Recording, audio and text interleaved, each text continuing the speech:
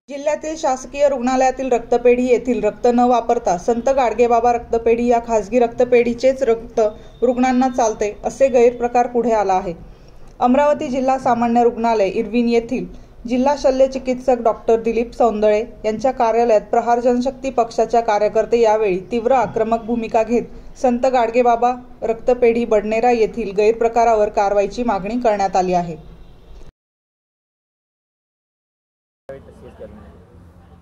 प्रहार जनशक्ती पक्ष अमरावती महानगरतर्फे जे या जिल्ह्यामध्ये रुग्णांची रक्तदानाच्या मार्फत जे रक्तदान श्रेष्ठदान आहे, जीवनदान आहे, त्या रक्तदानाच्या मार्फत संत अच्युत महाराज हॉस्पिटल आणि संत गाडगेबाबा ब्लड बँक यांचं साठागाठ आहे। तिथं जर कोणता पेशंट अच्युत महाराजमध्ये जर अटॅकचा जर एन्जिओग्राफीसाठी जर गेला, तिथं भरती झाला, तर त्याला जर रक्त लागलं 3 बॉटल 4 बॉटल 5 बॉटल, तर ते जिल्हा सामान्य रुग्णालयाचं चालत नाही, PDMC चालत नाही, कोणत्याच ब्लड बँकचं चालत नाही।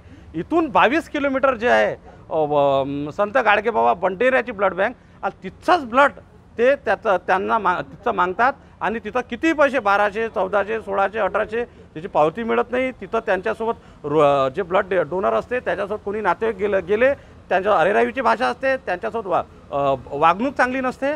आणि हा प्रकार आमच्यासमोर काला चालला की 4 डोनर जो आम्ही दिले इरविन दवाखान्यात आम्हाला ब्लड चालत नाही म्हणे, PDMCचं ब्लड चालत नाही, आम्हाला फक्त संत गाडगेबाबाचं ब्लड चालते, असा 2-4 वर्षापासून हा गैरप्रकार चालू आहे। म्हणून प्रहारच्या माध्यमातून आज CS साहेबांना ही लेखी तक्रार प्रहारच्या माध्यमातून दिली आहे आणि कठोर कारवाई या सर्व भांड्यामध्ये जे शामिल आहे, या रॅकेटमध्ये जे शामिल आहे त्यांच्यावर कडक कारवाई झाली पाहिजे। यासाठी आज या मागणीसाठी प्रहार जनशक्ती पक्षाचं निवेदन या CS साहेबांना देण्यात आलं।